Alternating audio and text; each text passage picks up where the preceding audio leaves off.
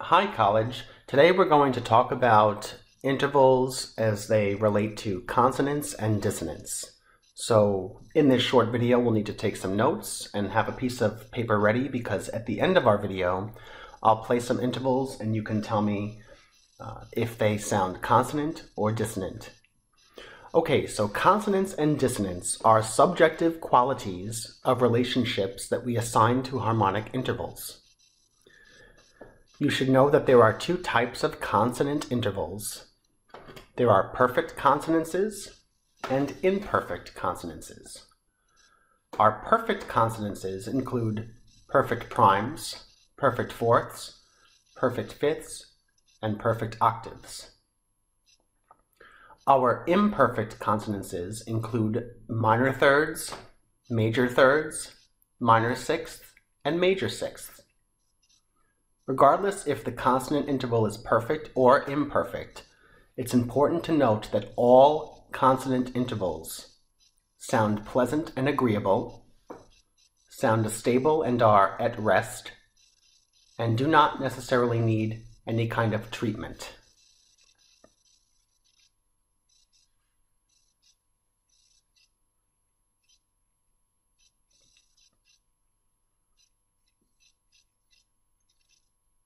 This is somewhat subjective, but when you compare consonant intervals to dissonant intervals, most people agree that both perfect and imperfect consonances sound pleasant and agreeable, stable and are at rest, and don't necessarily need any kind of treatment. So let's listen to some perfect consonances. This is your perfect prime, your perfect fourth, perfect fifth, and perfect octave. They relatively sound pleasant and agreeable. They sound stable and are at rest. And they don't need any kind of treatment. We can listen to some imperfect consonances, which include the minor third, the major third, the minor sixth, and the major sixth.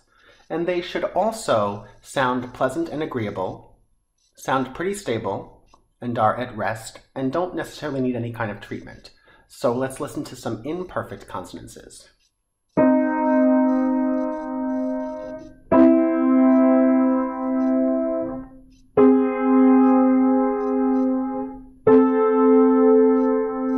So I've just played for you the minor third, major third, minor sixth, and the major sixth. So there's many more consonant intervals than there are dissonant intervals. So by process of elimination, we can probably figure out which intervals are dissonant. We've already talked about ones, threes, fours, fives, and eights. So if we go on to the next page, we'll discover that dissonant intervals include your minor seconds, minor sevenths, and major sevenths. Also included as a dissonant interval is the tritone, which we now know is an augmented fourth or a diminished fifth, depending on how it's written. The tritone is also considered to be dissonant. You should also know that the perfect fourth is sometimes considered to be dissonant. But for our purposes, we're going to classify the perfect fourth as a consonant interval. So, some characteristics of dissonant intervals. Those would be pretty much the opposite of consonant intervals. All dissonant intervals are active and to many people have expressed pain, grief, and conflict.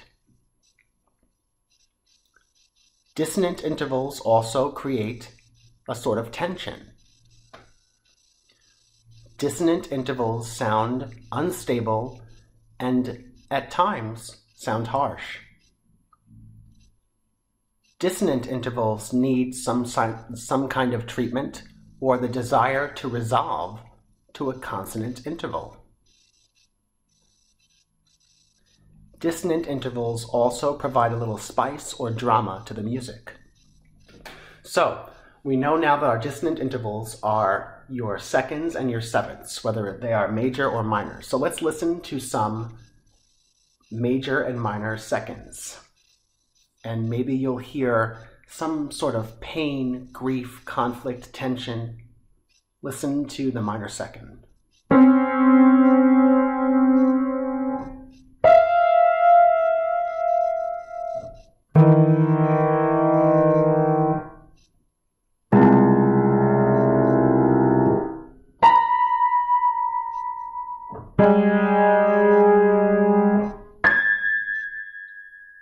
And even the major seconds are dissonant.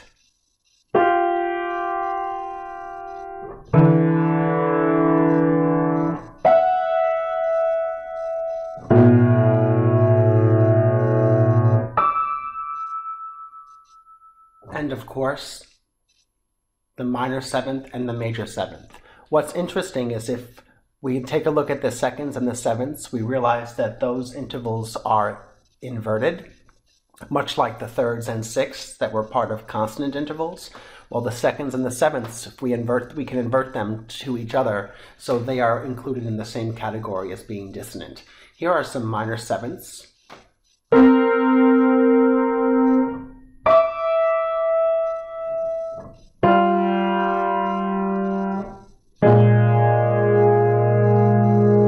And some major sevenths.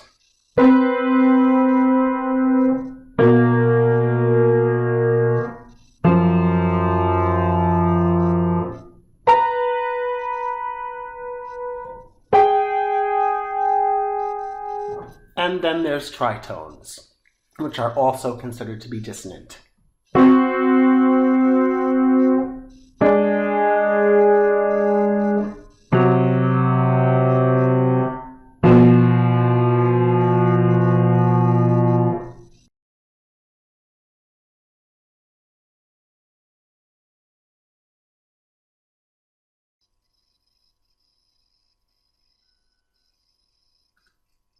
So let's move on, and we can see here that we have some visuals of consonant and dissonant intervals. Recall that our consonant intervals sound pleasing to the ear and are very stable. There's two categories, there's perfect and imperfect. We don't really need to differentiate between perfect and imperfect. We can just bunch, for our purposes, bunch all consonant intervals into one. So we have as consonant intervals unison or prime. Consonant interval is the octave. Consonant interval is the perfect fifth. Consonant interval is a major third or a minor third. And the inversions of those, the major sixth is consonant, and the minor sixth. We have some dissonant intervals. We have the major second,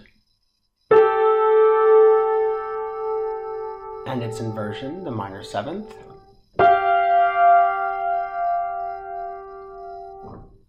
We have a perfect fourth. For our purposes, though, we're going to actually bring the perfect fourth up and call it consonant. But the augmented fourth and diminished fifth, the tritone, are certainly dissonant.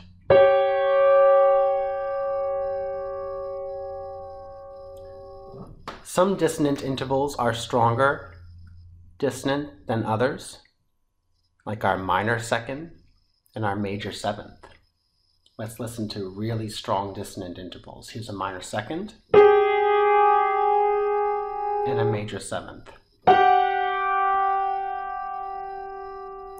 So hopefully by this point, you're able to differentiate between consonant and dissonant, what those terms mean, and the characteristics of those terms as they relate to intervals.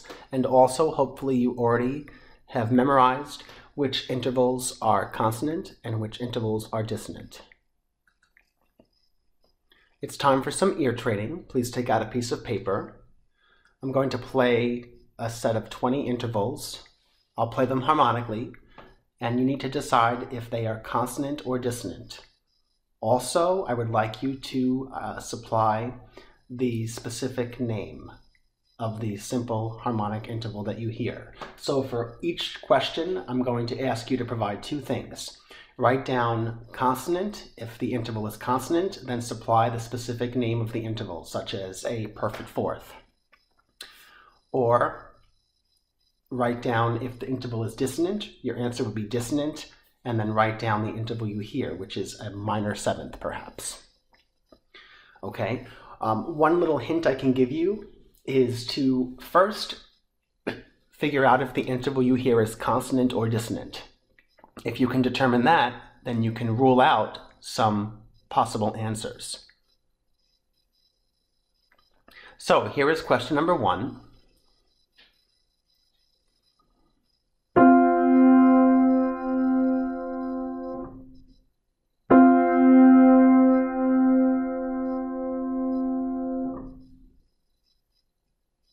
Here's question 2.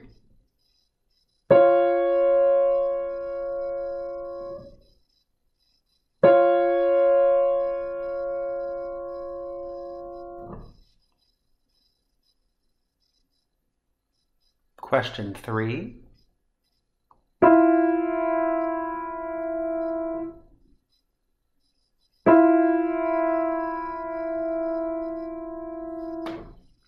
Question 4.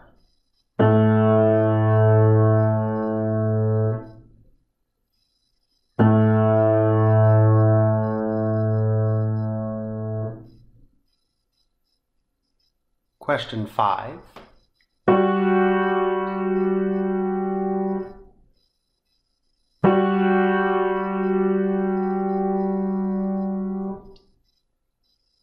Question 6.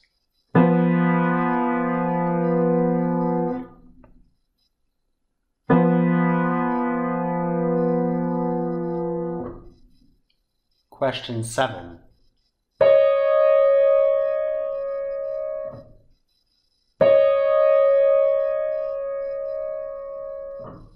Question 8.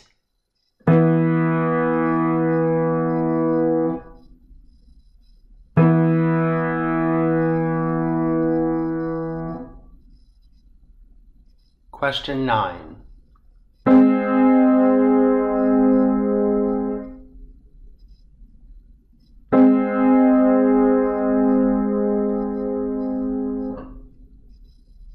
Question 10.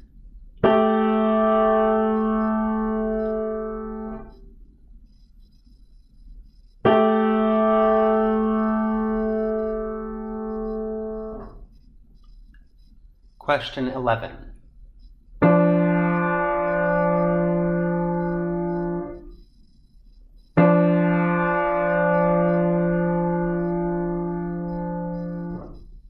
Question 12.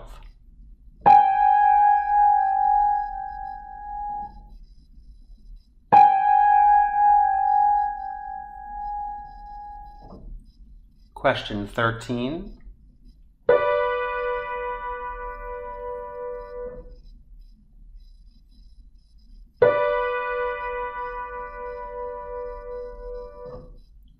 Question 14.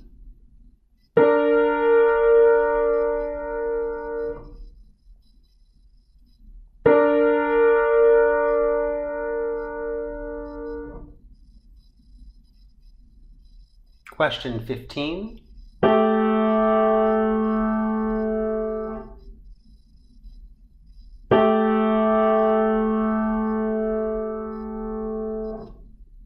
Question 16.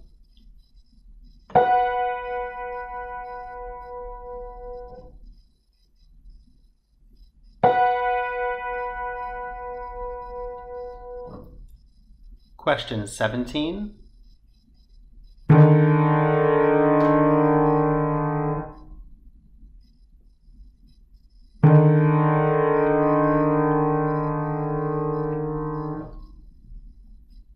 Question 18.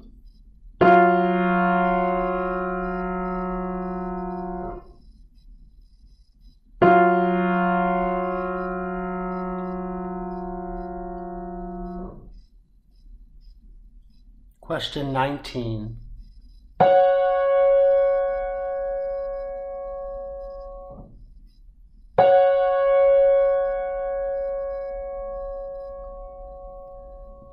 Question 20.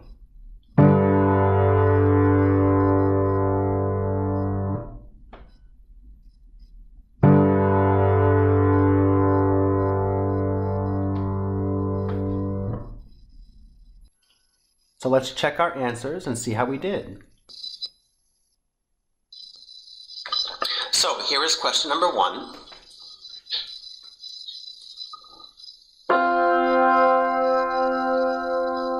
Consonant.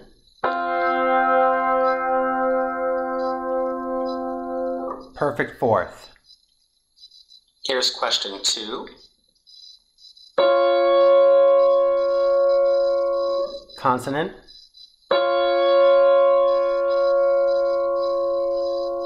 Minor sixth. Question 3. Dissonant. Minor second. Question 4. Consonant.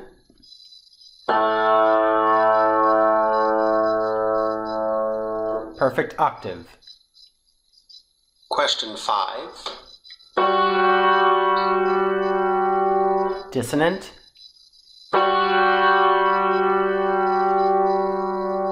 Major seventh. Question 6. Dissonant.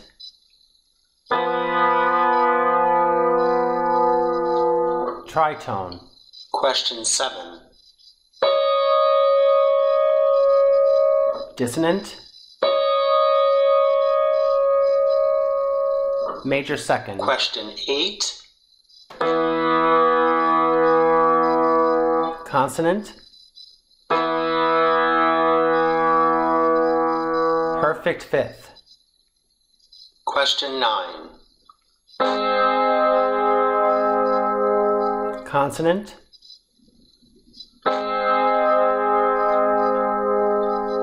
Major third.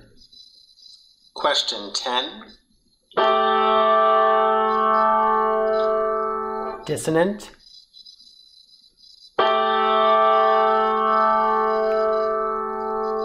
Minor seventh. Question 11.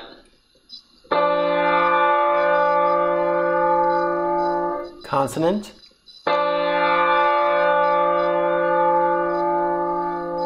Major sixth. Question 12. Dissonant.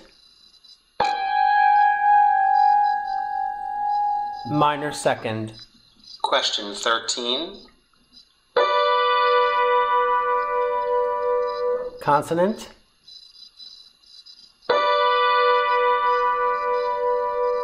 Minor third. Question 14. Consonant.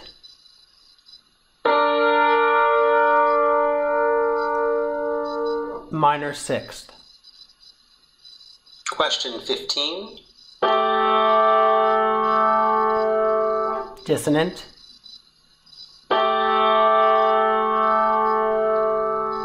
Minor seventh. Question 16.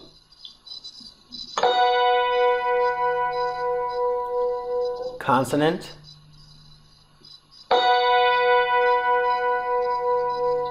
Perfect fifth. Question 17. Dissonant.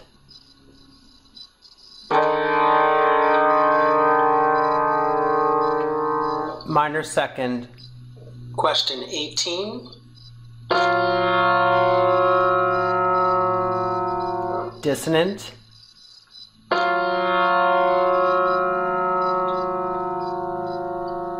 Major seventh. Question 19.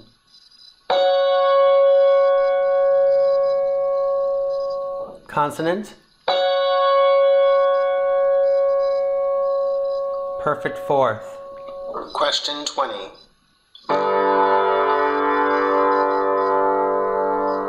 consonant,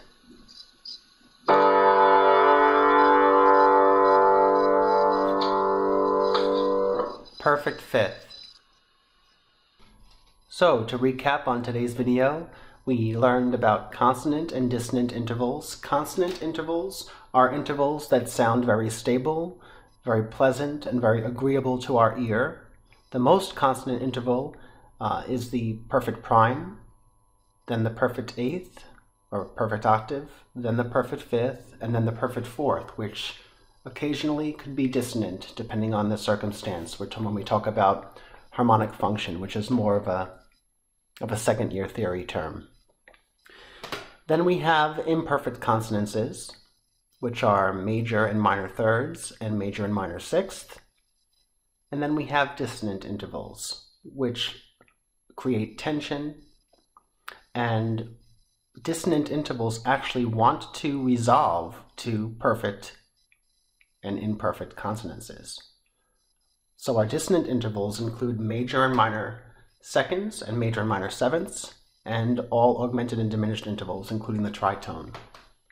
So I'm going to take the tritone, and I'm going to, which is a dissonant interval, and I'm going to resolve it to a consonant interval. And you can hear the tension, and then once it resolves to the consonant interval, you can hear how things become more stable and pleasant and agreeable. So here's a tritone.